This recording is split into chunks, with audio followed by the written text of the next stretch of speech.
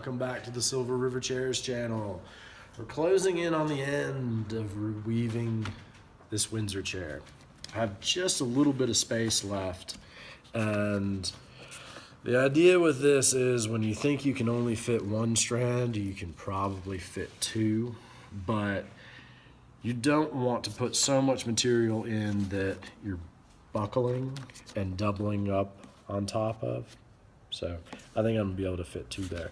The pattern has stayed the same. I'm coming around over the rail,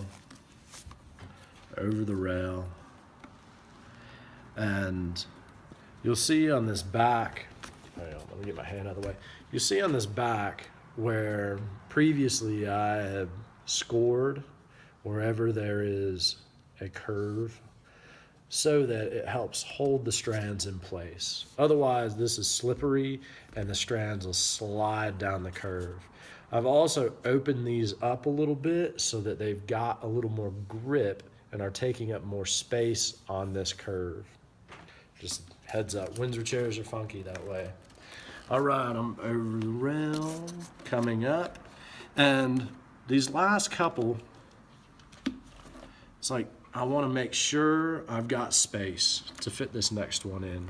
I'm going to be filling, that looks great, but I need to make a little more space here and a little more space on the rail in order to really make sure that these fit. Starting on the rail, carving out space. Okay. Now I should be able to kind of squeeze that guy in, and that looks pretty good. You want to make sure that you're not doubling up at all on the bottom side. You can feel with your fingers that you're not doubling up, or you can turn the chair upside down and look at it if you need to. Okay, what we just did on that side, we're jumping across the pattern and doing the same over here. It looks like one, I bet I can fit two, type thing. We're coming over the rail, up the middle, over the rail, up the middle, over this rail.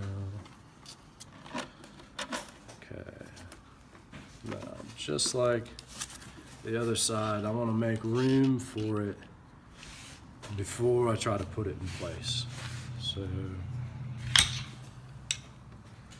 coming, making sure that you are making space where you want it to be.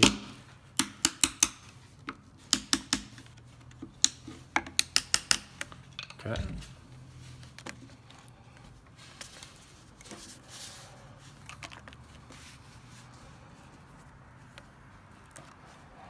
Fantastic. You want to make sure it doesn't double up underneath.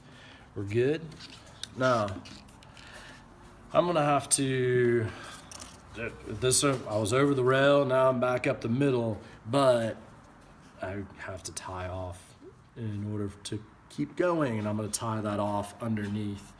At this point, you're gonna choose whether to go front or back to do this last step of figure eights. What I'll do to determine whether I want to go front or back is measure on the front rail. That's about 4 3/8. Measure on the back rail.